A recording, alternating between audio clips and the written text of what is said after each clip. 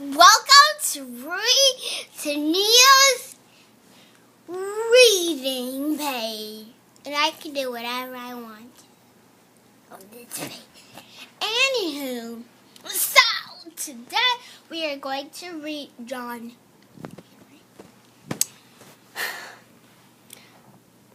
illustrated by Christopher B. Clark.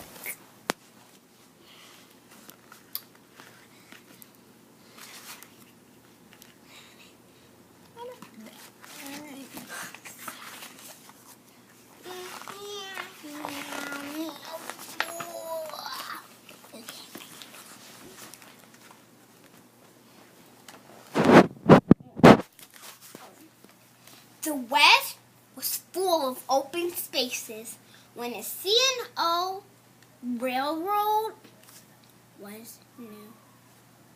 Steel tracks had been laid. The rugged West, Virginia mountains, so filters come through over hills and down deep valleys. Many men worked a plan that birthed the thrilling legend about a steel driving man. "Keep on driving," yelled the foreman. Mile after mile, the workers did race. For every section of rail set down, men hammered spikes to hold them in place. One by one, workers lifted sledges and slammed their nails on the head. "Keep on, keep on.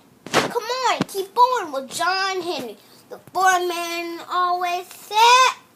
He used a 30-pound hammer, nailing truck faster than a four-crew man. The workers big out his head. He was the best they ever knew. John Henry hammer, long steel rods, piercing the red shell mounted wall. He could drill a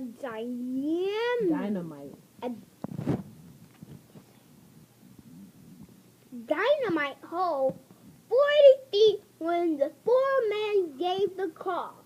"Come over here, John Henry," the foreman said, "and then make us another hole."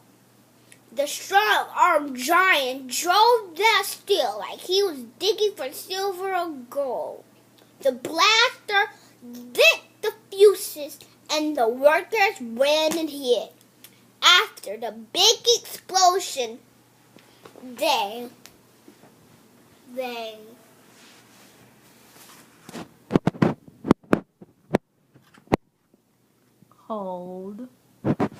walked away on his skin as 1,000 men carved the mountain for $125 a day. The railroad owner told the foreman, "That's more men than we need to pay." $1.25 a day, not 100. One day in 1870, the foreman told the workers about the C&O's plan. "We're going to use this team, the steam engine drill." He said, "It's faster than one, and man, we've got to cut the Big Bend Tunnel, the biggest ever done. No man can drive these rods fast enough. Not even a steel driving one." The angry workers shouted at the foreman. One after another asked him, "Why?" John Henry yelled. "Boss, a man never knows what he can do until he gets the job. Bring the steam power drill closer, said the foreman to the engineer. The man let out a rousing cheer. John Henry showed no fear. The steam drill slammed on one ride, then another. Flat mountain face. John Henry's hammer answered each stroke to match the grilling place. 2 or 3 hours passed soon, and people wondered how big John Henry would last. The blaster set the charge after every rod was drawn. Explosion roared across the valleys as the race went on and on. Keep that steel coming, John Henry said with a grin. The side of the mountain opened right up, and the steam drill moved on in. Henry drove these rods all day Monday, hammered away on Tuesday too. When the rooster crowed on Wednesday, the race was finally through. That was a lot of reading, wasn't it? I know you. Steam drill cleared a mile-long path, slammed 130 rods.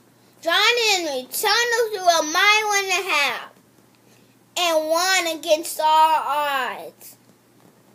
The workers all walked right down the shaft past to the defeated iron drill.